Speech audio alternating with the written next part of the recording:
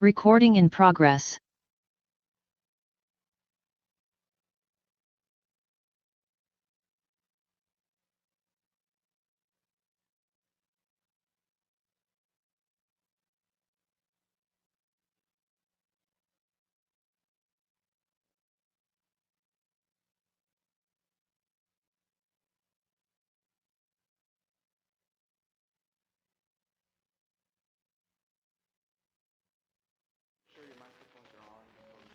Yes, so I'd just like to welcome everybody here to our October Town Hall. And tonight we have Cindy Kinzer, who will be moderating for us. And thank you all for sending in questions beforehand and coming tonight. And as always, you don't have to wait for a town hall, but thank you to those who call us and ask questions and email us. And you can do that anytime. No need to wait for a town hall to make that happen. So thank you all for being here. And I'll introduce Cindy Kinzer, our moderator for this evening. Hello, everyone. I'm Cindy Kinzer, and I'm a proud Ozark parent, and I'm happy to be helping with this event tonight. I'm going to read you some rules for tonight, some procedures that we should follow. In order to be fair to those who submitted questions online, we will answer 3 questions of the people who are in attendance, and then 2 questions that were submitted online. We will move back and forth between the 2 groups as time allows. Each question must be in written form and turned into the moderator, that's me, before reading. Questions must not name employees or individuals. Questions must not concern personnel matters. Questions cannot be about or even mention personal information about board members or employees. If these rules are not followed, you will not be allowed to ask your question. Each town hall participant may ask 1 question with no follow-up at the time the question is being asked. If there are no other questions from the participants or online, an individual may ask another question.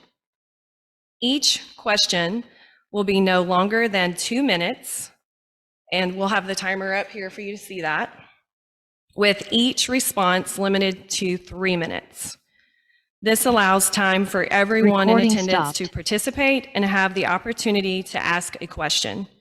All questions that have not been answered should be submitted to the moderator for future follow-up, which will be answered on our website.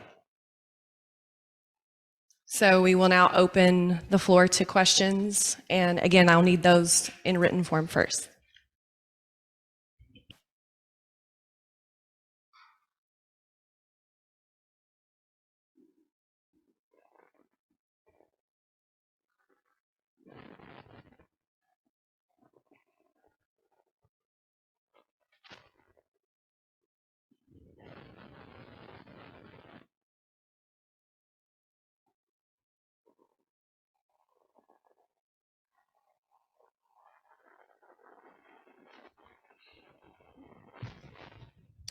Hello, my name is Julia Curran. Thank you for taking my question. Now that we've had 2 board members who voted against the actual voters regarding bond issues, how can we ensure that our votes on bond issues at the polls won't be overturned by school board members? Thank you.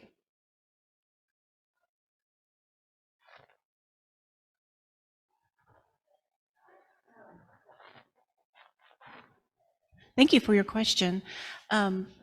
We've had 2 successful bond issues recently, and I know that we've, as a board as a whole, have voted to accept and certify those results. So I guess just always look at the record, but thank goodness as a board of a whole, we've always passed those. But each board member does have, could vote no on that, certainly. Yes, does anyone else have anything to say, or? I don't think we've had any no votes on any bond issues.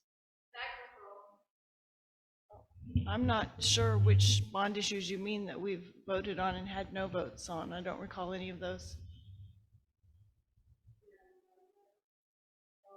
Oh, unfortunately, we're not taking rebuttals. Thank you, Julia.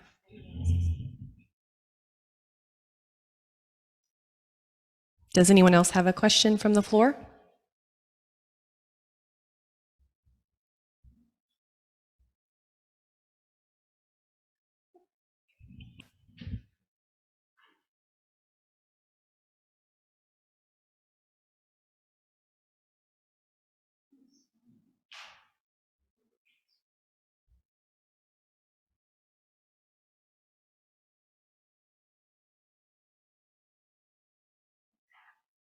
I'm wondering, my name is Ruth Downey. I'm wondering where the video archive for the last board meeting, September 21st, is. We recently agreed to post those, and we were out of town and planned to watch it, and it's missing. Let's see, I believe it's been posted. I know we send those away to make sure that the closed captioning is correct. And Dr. Chesick or Dr. Wilson know exactly what that process is. So I believe it has been posted, but let me just double check with them. It has been posted. It was posted this week. We send those off to have it closed captioned and transcribed so that we can make sure it's accurate. And because the board meeting was quite lengthy last month, it took quite a while for the company to close caption it. And then plus they also had other work that they were doing too. So it has been posted. Yes. It wasn't as of yesterday afternoon. It was posted last night. We received it yesterday. Yes. Not a problem. Thank you, Ruth.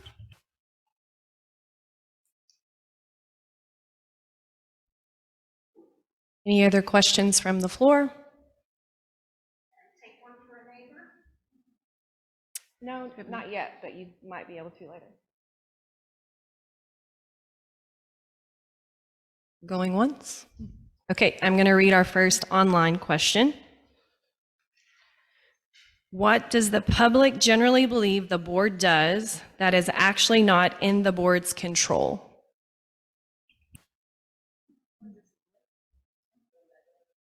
What does the public generally believe that the board does that is actually not in the board's control?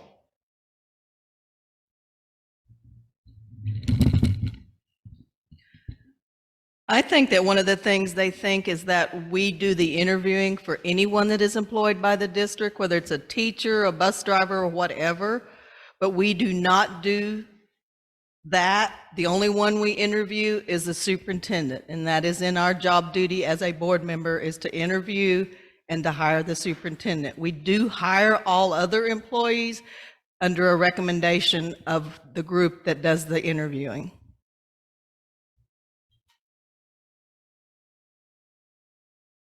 We have more time if anybody else wants to say anything. We're good? Okay, I'll read the next question. This is a longer one.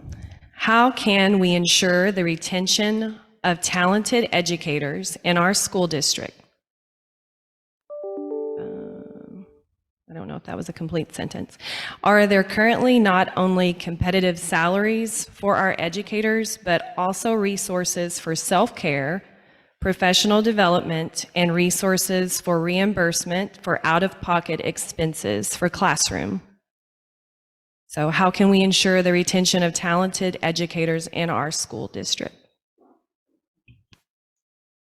Well, retention is something that will hit all different areas. One of the things we did this year was we did increase salaries, and we also went ahead and voted on the step as well. Also, didn't we hear earlier there was 5 EAPs? Yeah, 5 EAPs, which is an employee assistance program. So there are things out there. School is conducting exit interviews, and definitely we did hear today too that new teachers are being offered quarterly mentoring meetings with teachers that have been there, more seasoned teachers, to make sure that they're hearing those issues from the new teachers as they're coming in. And I believe that we are listening to teachers and staff more now than, it seems like every time we turn around, we're getting more information, more and more is shared.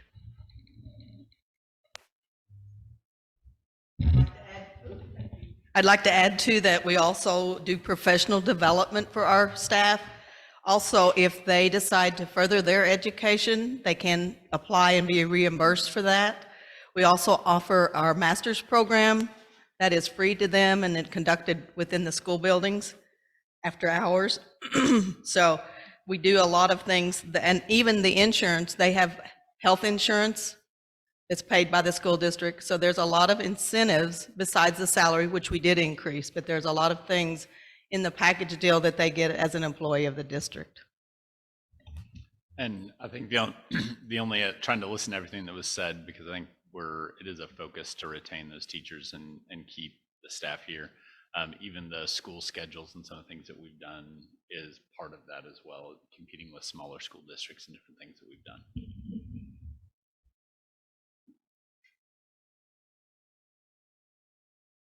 Okay, that's time on that one. Okay, we're back to anyone in the room. If you have a question, you can bring that to me.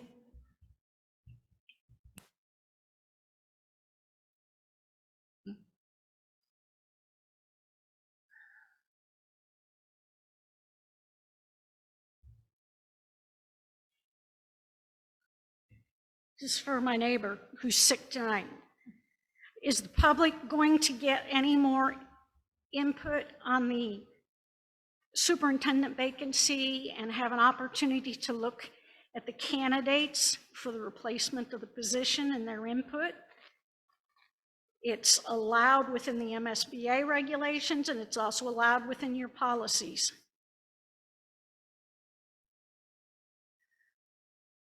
I know that when I'm out and about in the community, I have people come up to me and tell me things and email me and call me and give me input in that way. So certainly you can email any board member. There was a survey that went out for a while. We had about over 250 responses, I think, on that. So we will look in detail at those. And anyone else have any input on that?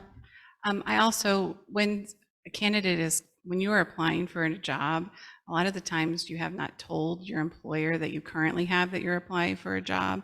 So sometimes those candidates choose to not be disclosed because if they do not get it, they may not want their employer that they currently have to know that. So that is another thing that we have to be aware of.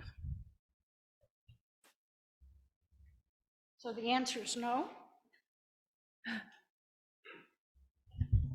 I'm sorry. I'll answer that. We haven't seen the candidates yet either, so we're not that far in the process. We are approaching that time period where applications are due, and the application time period will be closed, and then we'll review those applications and be taking input from the public on some of those recommendations and trying to get opinions of who we should be looking at, or traits that we should be looking at for trying to find the best candidate. I want to just reiterate, I just want to reiterate that as as people have ideas that they want to communicate with us, please send them to us, email us, call us, talk to us at the grocery store, all of those things. Please, we need that input, and it's helpful.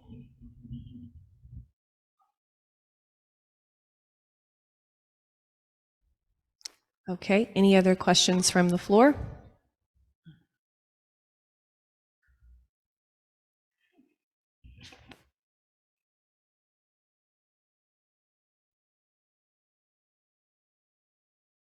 All right, my name is Shane Nelson. What is each of your favorite thing about serving on the board? I know it's only a few minutes to answer, so that'd be quick, but. Hey, I think one of the things I enjoy the most is the constituents that always supported me each time that I was up for re-election, Shane, that they feel comfortable enough that they can come and talk to me about items that pros or cons, and to be able to educate them.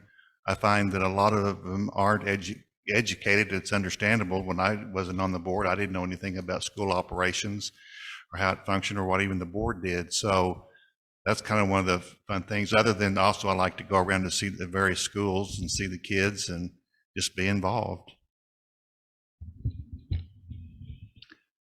I'd say the connection, you know, being a new school board member, so there's only so much that I've got to experience from that side. But today we toured the OIC, and getting to see some of the education techniques and things that our excellent teachers are pouring into the students, and the heart of the teachers and students inside the classroom, and the impact our decisions are making both here and as a public with the votes is very important.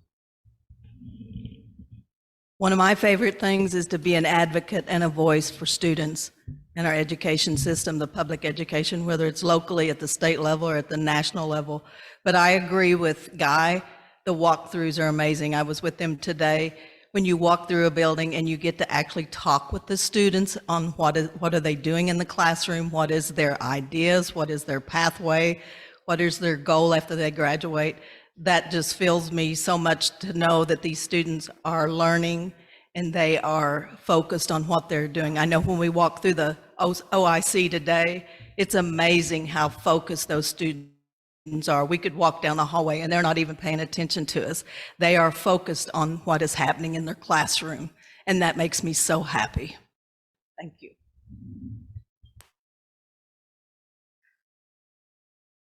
Bringing together partnerships in our community. We had a meeting with our legislators not too long ago, and we'll have a breakfast soon, and the students get to see that as well. So just knowing that our future generations see our government and businesses and parents and everyone come together in our church relationships, and everybody just working together has made Ozark such a strong school system, and just bringing everybody together and seeing that work and our kids thriving on that is my favorite thing.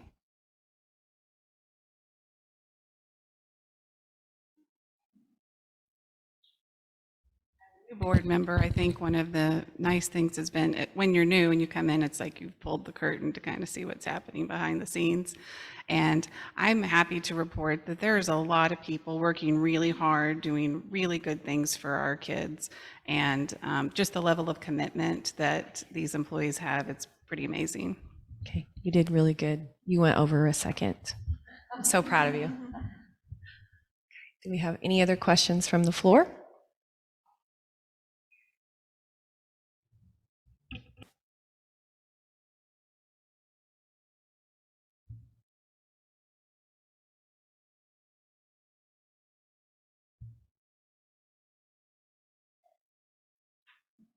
So because of time, this is more for our newer board members, but if we have time, I'd like to hear from everyone. What is the thing that you've done for kids in this district so far that you're most proud of?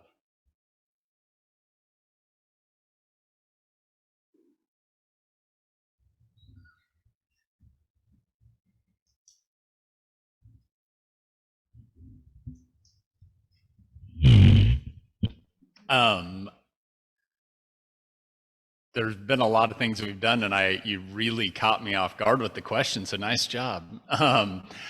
I think one of my favorite conversations and things that we've done really was our focus on the teachers and the importance that they make as they're the connection to our students and is a critical piece in how we go into that. It could be how when we were really discussing the salaries and the steps and how we retain them, and more recently as we went through employee surveys and really taking those steps on how we can truly make Ozark the best school district that it can be, because I think that's very important in the decisions that we make. I agree. Also, we've only been in, 5 months? We've focused a lot on budgets and policy and teachers. But I do feel that absolutely has a positive impact directly to the children, because we are taking care of the people who are going to be instructing them and are with them all the time.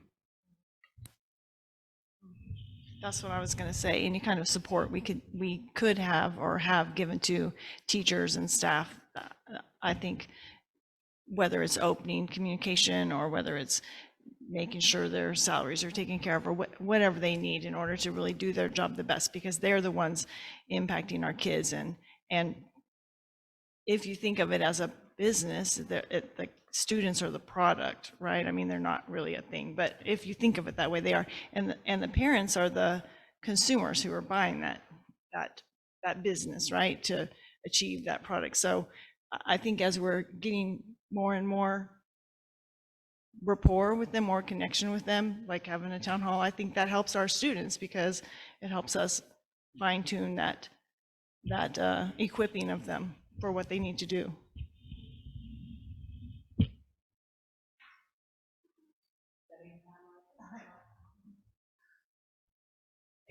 I love everything that we do to help better the education for our students, but one of my favorite things is the Finley River School. It came into fruition back in 1996. At that time, dropout rate was very high for Ozark. I was so concerned about the kids that were falling through the cracks, we weren't following up on those. Today, it is amazing. I've asked someone to look up and see how many graduates that we've had that went through the Finley River School and have graduated with diploma. But today, we visited there when we finished with the OIC, and 2 students gave their testimony. And if you could only hear it, I wish they would come in here and tell all of you what they've went through before they came to Finley River. But one of the girls said, "It is home to us that I leave my house and I come home to Finley River. I know that I'm safe. I know that I'm appreciated. I know that I'm noticed. And I know that I can get my education." That's what means a lot to me, is those kids that don't have someone looking after them. They don't fall through the cracks anymore. Graduation rate is high. Okay, I'm going to start reading some more of our online questions. I understand that the school board is considering removal of the IB program from the high school. I am very much in support of that decision. That being said, I would like to know what the cost is for IB annually. Teacher's salary, coordinator salary, MIBS membership fees, IB annual fees, professional development, and exams to the district. Yes. Yeah, go ahead. Yeah, we just had a presentation on this at our last school board meeting, so we have all those answers. Now, I will ask Dr. Carson, because he has the technical answers, and I can get them for you right here.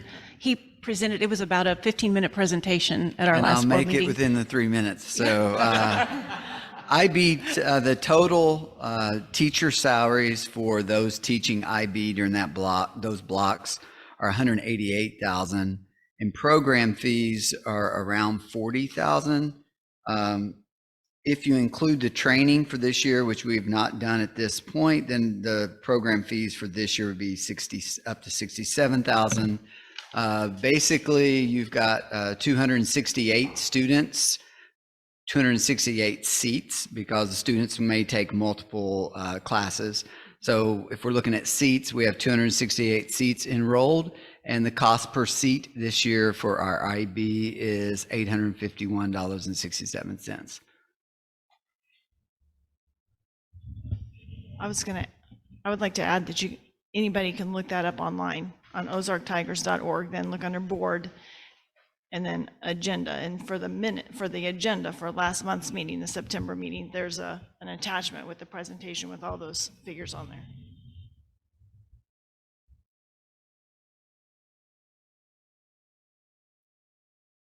Okay, the next question submitted. Why are we using the MSBA for everything? Why are we using the MSBA for everything? MSBA is an organization that we belong to, but I want you to know that it's a unified voice of school board members from across the state. It was created by school board members, and it is one of the things that even the teachers, the superintendents, they have their governing organization that they belong to guide them. But I want you to know that this MSBA is overseen by a board of board members from across the state. There's 17 regions. We gain policy, and it's not MSBA policy, it's policies that the school needs. If litigation changes or a new statute, then they let us know that so we stay in line with the law. It's training for governance. We have consistent training, including 18.5 hours for a new school board member. That is free. And then each one of us has to take a refresher every year. That is free. This was sent to us by the state of Missouri that MSBA would be the one to conduct that training for new school board members. There's many other programs that we can belong to, or any school can, but I just want you to know that it is a unified voice of school board members. We're not run by hired people that run this organization. It is run by, we have delegates. Our delegate right here, Sarah, and Christina is the alternate delegate. We'll be meeting in November, and when we make decisions, the delegate assembly, the board members come forward to make those decisions and vote.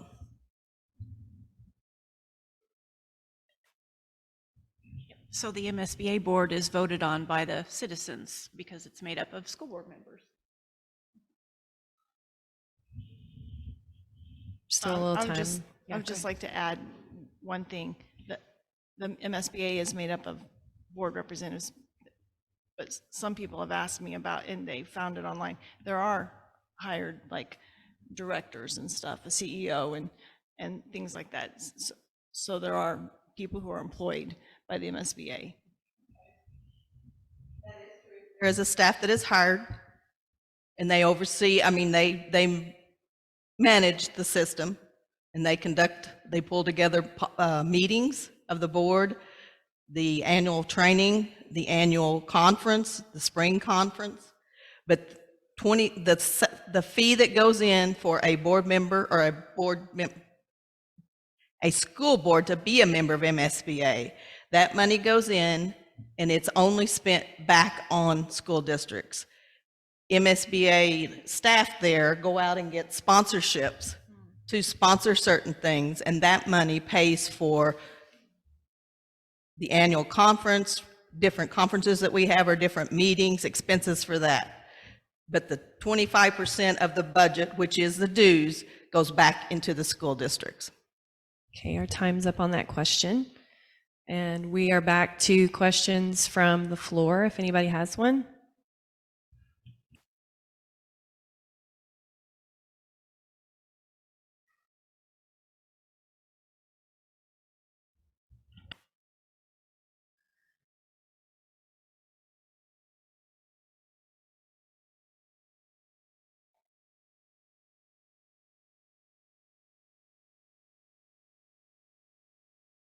Hi, my name's Christy Campbell, and I had a question about something that happened at the August board meeting, and at that meeting, the board voted to amend the 2022-2023 budget to the audited actual revenues and expenses.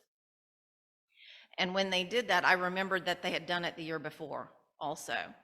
And I wondered at the time why they did that. It seems like a budget would be an opportunity to look at where your projected expenses and revenues didn't meet up with actual revenues and expenses. And if you change that, I guess I don't understand how that budget is then useful. So I just wondered if you could explain why the board voted to do that, if there was some reason that maybe was not apparent to just a community member. I think Lori probably could give more information I will say as a board, you know, the big decision was just that had to match with the state, with Bessie is part of it. That decision has to be made with what's being submitted in the paperwork, but as far as our budget's concerned, we're making decisions based on how those variances interact there, but I'm gonna let Lori be more specific. No, that's very true. It is common practice to amend the budget to actual because it is, and I even had to ask that question too of our auditors and to confirm this. And it is a compliance issue and it is for our auditors as well. But I can tell you that we will look at, and we are changing our budgeting practices so that we will see variances. And I totally agree with you that we need to see the variances so that we know how we're budgeting. So even from a reporting aspect to either DESE or to the auditors, we may always say we're amending it to actual on that report, but on our reports, we will keep it to where we can see if we overspent in one area or if we underspent in one area. And I 100% agree with you that that needs to be done, and we need to analyze that so that we can make good fiscal decisions in the future. And that if we have underspent, then we don't need to budget as much right there. If we've overspent, we need to know why. We need to analyze it, and we need to say, okay, do we need to budget for that appropriate next year? So thank you for the question. Do we have any time left? That's one of the things I voted no against. Maybe that's what you were asking. That's one of the things I voted no against because of that very thing. I think a budget is supposed to show. We shouldn't zero it out. And I was pleased because right after the meeting that night, Dr. Wilson came over and said, you know, I agree with you. It needs to not be zeroed out. We need to be able to see. So I think it was just a different choice of how to do it. And she's assured just right now, even it won't be that way in the future. We may still, for the reporting aspect, amend it to actual, but we will always have what is in our system and be able to look at the variances 100%.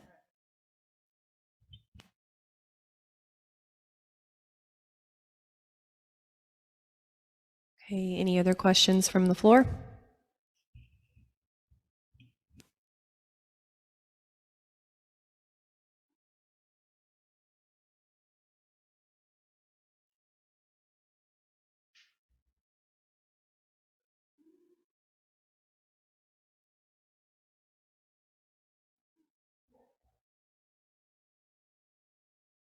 It's me again. We're new to the area and we're learning a lot about what's going on in the school.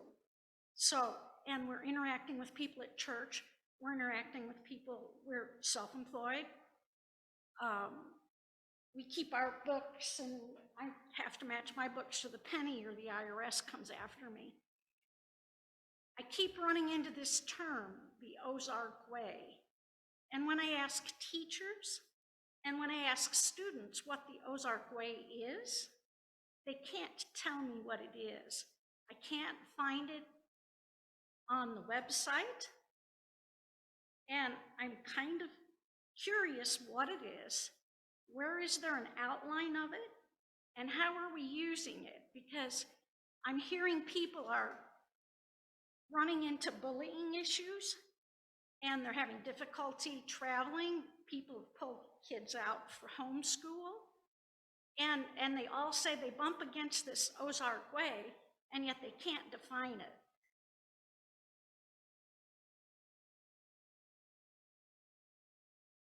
Well, I've been on the board for a number of years and I've never heard the Ozark way. And I have several constituents that visit with me, just like you visit with your friends at church and at the grocery store, wherever. And I'll be darned, I've never heard that term. And I talk to hundreds of people or more a year. I'm out in the community.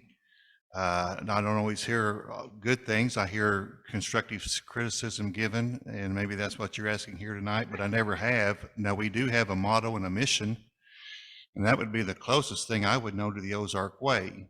And we may have a copy of that or I've seen that. okay, well, that would be the only Ozark Way that I know of, because we don't allow bullying.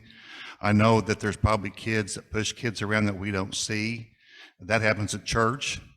It happens everywhere, and we don't condone it, or that wouldn't be considered acceptable by any means, ma'am. I can assure you of that. So that's what I have to say about it. I can say I've been in the district a long time. I've never heard that term, never heard Ozark Way. No, my humor. I was going to say, as a new board member, should I have been taught the Ozark Way? I don't know what it is, so I've not heard of it.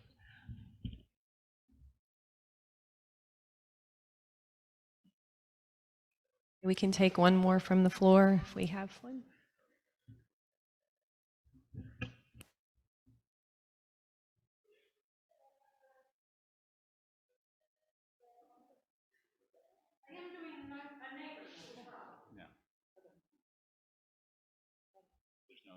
If there's no other questions, I guess. I'll follow up on that one.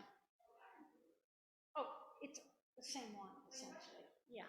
If it's all right, can I follow up on that one? Not the same. No, I can write it down.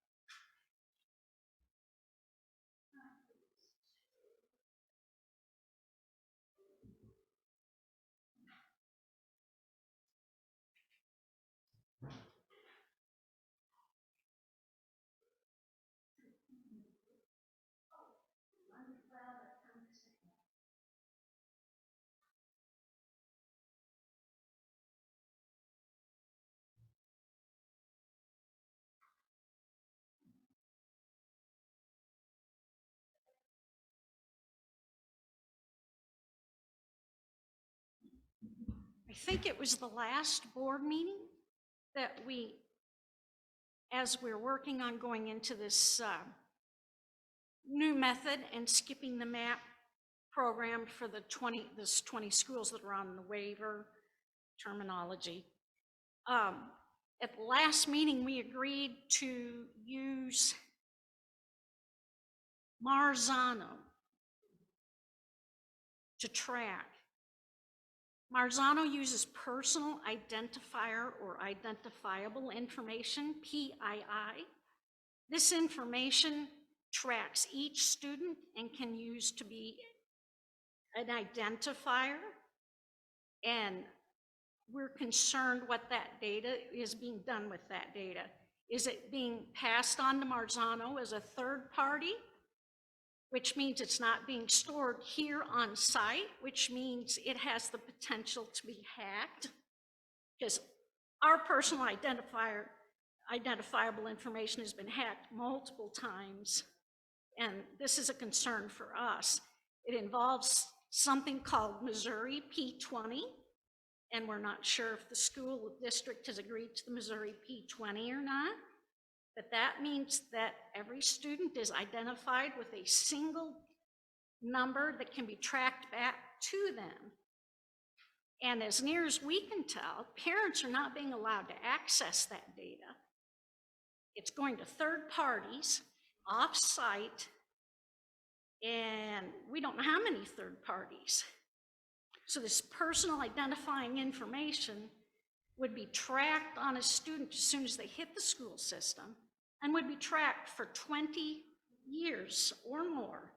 The 20 means P is PK, and 20 means 20 years of education and or career. Okay, that's time on the question. Weren't we, what we were presented was no identifying information went to them from, no student identifying information went to them. And I will say, as a parent, I can track all of my children's I mean, I can see when they miss an assignment, because let me tell you, they know when they miss one. I can see what grade they made before they come home from school, if a teacher gets them in really quick. And they've been pretty good about that, even despite some of the technical issues with the new programs. But I see all of that. I see the MAP scores. I see, one of the first things they say is, oh gosh, now I can't think of it. What's the thing they do every month? Evaluate. Evaluate. We're always talking about evaluate scores. But going back to that program, we were told that absolutely no identifying information would be going to them, and that they were just tracking it for statistical information for us. And I believe Dr. Carson, because I asked that question and he reiterated that they do not get that information themselves. They're not part of access to our system. That data, the data that they're requiring is given to them. It's not through them accessing our information system. And there is no student identification that is released.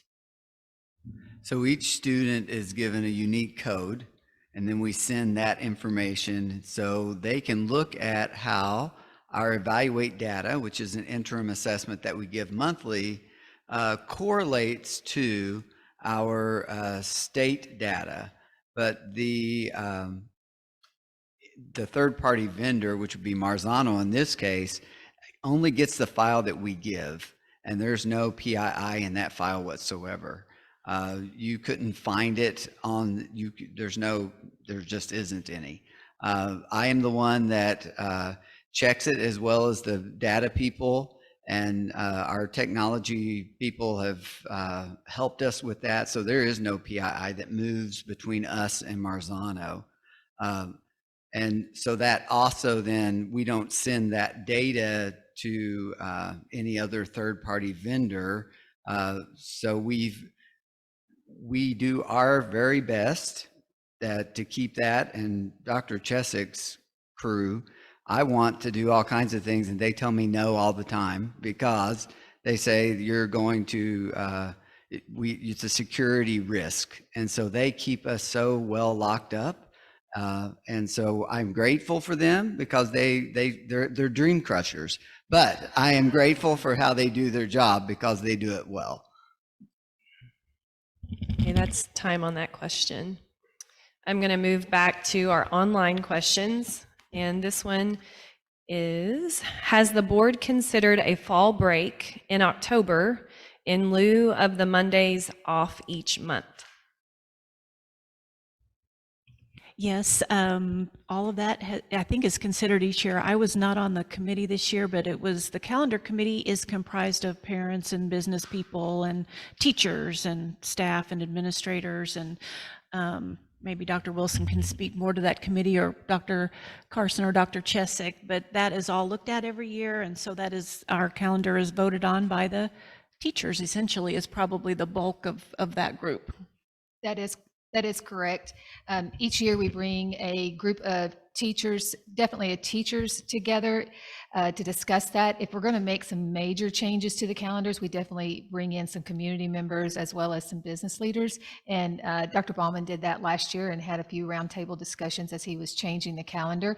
That is something in November or December that we will begin that process again, so that we can hopefully bring it to the board in January or February to approve the next year's calendar. The calendar committee met prior to me being elected to the school board, and I was on that committee last year.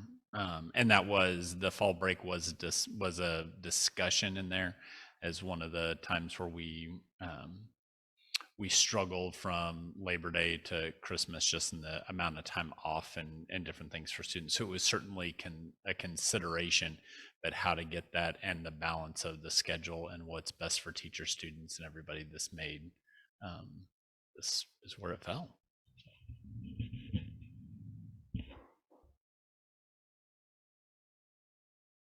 To the next question. Since the implementation of the IB program at the high school in 2011-2013 first exams, how many students have received the full IB diploma, successfully completing 6 SL or HL courses. So it's, I guess, asking how Yes, I'd many like to- students have received the full IB diploma. Okay, I'm going to have to defer that unless the board member knows to Dr. Carson. How many diplomas have been given? Yeah, that's a great Yeah. question. That actually wasn't in our presentation, so you can pull up the presentation from last month. You won't find that answer.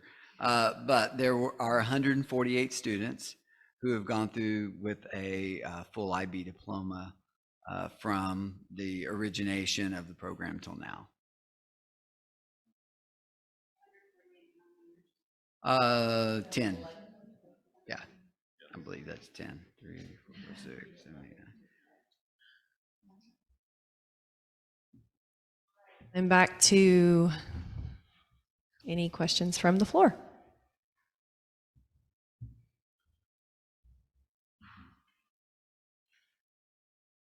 My friend.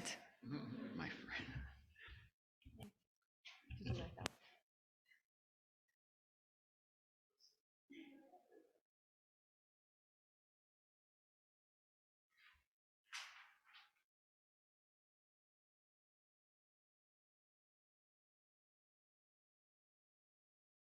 We do appreciate the work you're doing. How's that? I'll start off. We appreciate your patience. Would it be possible to see the agenda for the board meeting posted earlier than it currently is? When we're working and traveling, it's rather difficult to be prepared prior to the board meeting if we haven't had the chance to see it and review it and take that time and or be prepared to interact with the board. It would seem like we could post something and indicate that there was the option to challenge, if there's something else came up, it could be modified. But at least to have the basic outline would seem like it would not be too difficult. Right now, we're just meeting the legal minimum requirement.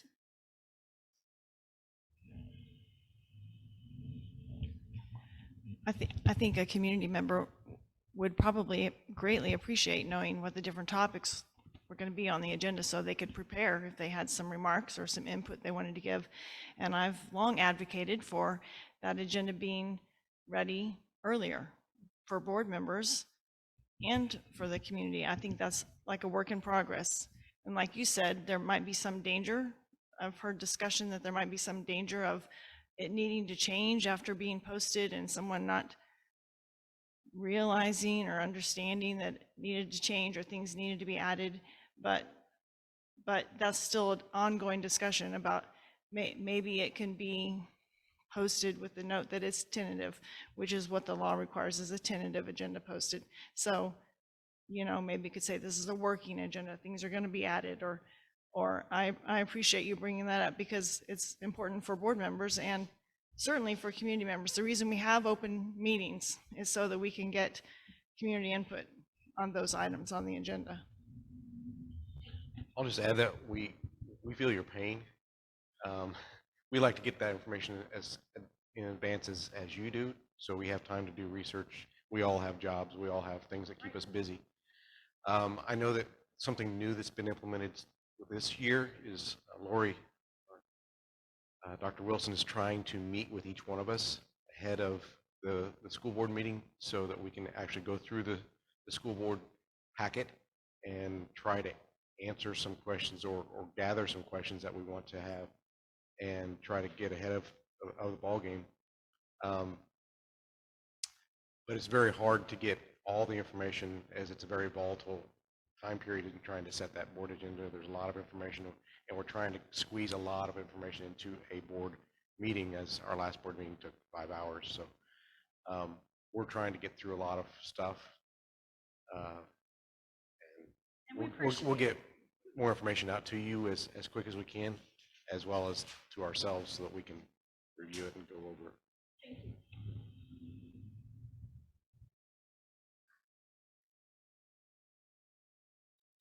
Okay, anyone else from the floor have a question?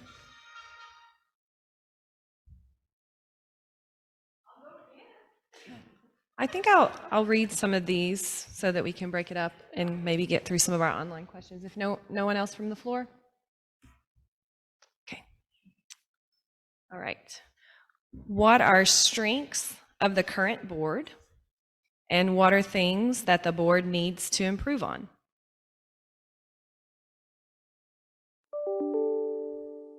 Strengths and improvement. One thing that we do as a board before a board meeting is when we do get the information, we start reviewing it and asking questions, bounce questions off of our superintendent, so that we can come to the meetings better prepared.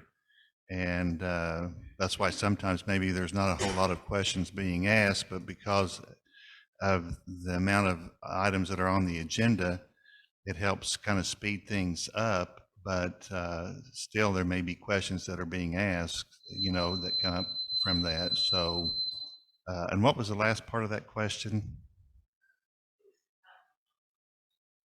So what are the strengths of the current board, and what are some things that needs improvement? Well, I can assure you this board does not rubber stamp nothing. And I've heard that from some people that have called me or whatever, and I've let them know that I assure them that we don't. But coming better prepared to our meetings and working things out, a lot of times you'll see maybe a 7-0 vote or a 6-1 vote or whatever, but for the majority of the time, there is a lot of time spent on discussion, just so everybody knows, and so that we are better prepared to vote. And that's one of our strengths, is that there's not a board member here that I know of that's not afraid to speak up in closed meetings or open meetings. So that's a sign of a good strength.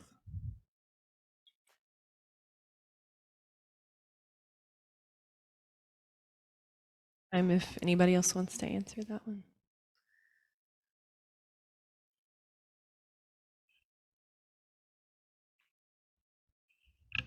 We good on that one?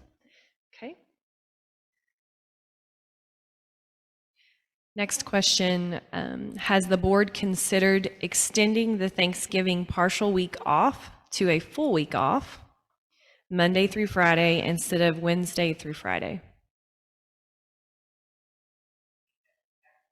Kind of the fall break, yeah. Fall break question, saying that, we have a committee who looks at that calendar. I'm sure all things are considered. We all want time off. We all want to get time home with our kids. I mean, most of us want time with our kids. But I mean, when there's only so many days in the school year, and we have to make sure that they're seated in class learning too. So it is a balance. And that's why I guess we look at that every year with the committee. If we did add to that holiday period, then that there'd have to be days made up at the end of the school year, because we are required so many hours of public education. So most people don't want to extend going on in later May by any means. At least that's what we've gathered from the meetings that Guy was talking about. I'll add that I just think it's difficult because for every parent that wants that full week off with their kids, there's also other parents that work and have to find childcare for their kids if they're not in school. So for everyone that you appease, you also make somebody else mad, depending on which way you go with the schedule. It's difficult to appease everyone. So. From kind of recalling information from those calendar meetings, one of the biggest challenges is when the state moved, when school could start, it scrunches the time. If you look at the actual number of days, an administrator may be able to share more specifics on, I think, the fall semester, because we like to end that before Christmas. Before Christmas break is already 10 days shorter maybe, or something like that, than the spring semester. And so in order to get everything done in that first semester, we've got to be careful. We all want more time off, and as everyone said, but we have to remember gotta make sure there's time for educating the kids. We have about 4 more minutes before we hit 7 o'clock. So we're back to the floor. anyone has any questions on the floor.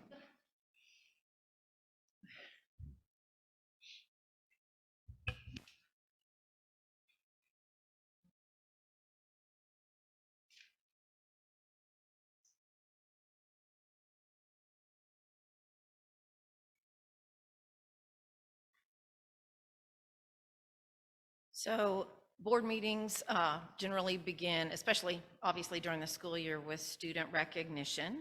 And then after we've recognized students, the business meeting starts. The last couple of meetings, there's been a lot of business to go over, and the meetings have been lengthy. As we mentioned, last month was really long. I was here at the last month's meeting, and I could hear in your voices that you are very tired.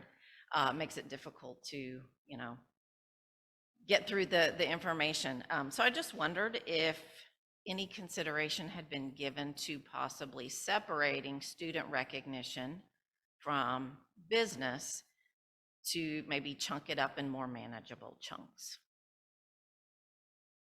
I think both are important. Obviously, I'm not saying we don't need to recognize our students. I think Ozark does a very good job of that. But maybe there's a more efficient way to go about it. Just wondered if a consideration had been given to that. We have also discussed that as a board, and I think we're looking at how can we reduce the time at the beginning for recognitions. We absolutely want to recognize our students, but maybe there's different ways to do that and not have so much at one time, so that shorten that period so that we get into our business quicker. And I'm all for getting out earlier than last month. So yes, we have been looking at that, and I think we're working on that with our administration.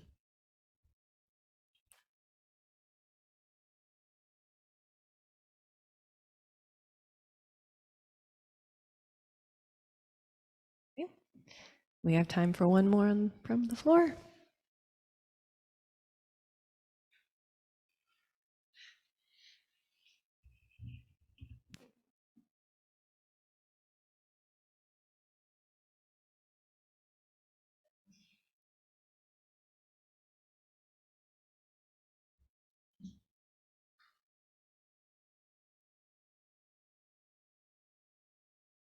Last question, huh?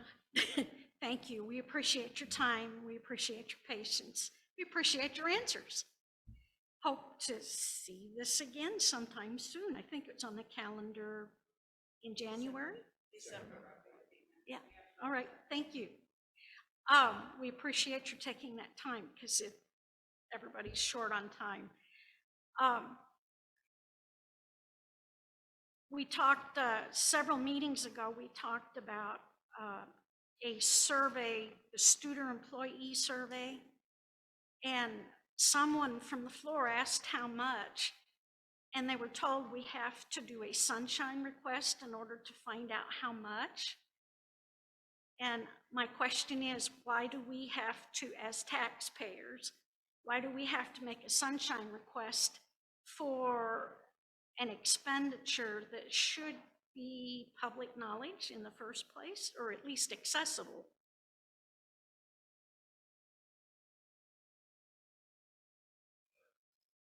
Seems unnecessary regulation, maybe, or a requirement. So the answer to that, thank you. And by the way, you have a smile on your face every time you come up, and you're so pleasant. Thank you. The answer is simple. So like with Studer, that information is available in the minutes that we have posted. That information, the court. So over time, if you look at the accounts payable each month, it's in there. So I understand that's difficult. It's also difficult, and it takes time away from our people that have a job to go and find all that information. So according to the Missouri Sunshine Law, that we are able to recuperate the money, the expense of paying that employee that takes them off another task. So yes, we have a lot of employees, and we try to run as lean as we can, which means everybody has a 40-hour week plus in there. So when we have other requests, that takes them off a task. That gives us an opportunity to recover the costs that they would have to work over for them to if it's a payroll question or if it's an accounts payable question. Those are 3 employees. There's 3 employees for all of that. And to take them off, even if it's 15 minutes, takes them over in some other aspect of their job. So that's all it is we're just recovering the pay that we're out because they can't complete their normal job. If they would have known that answer, they would have told you. I mean, I wasn't part of the board when that, but I mean, there's certain things that now that I voted on, I would be able to tell you in that meeting. But if I don't, we would have to ask employees, and that's one of the, and it also will it ensures that it doesn't fall through the crack, because sunshine requests have to be given an answer to within so much time. They have to respond. Can I redirect?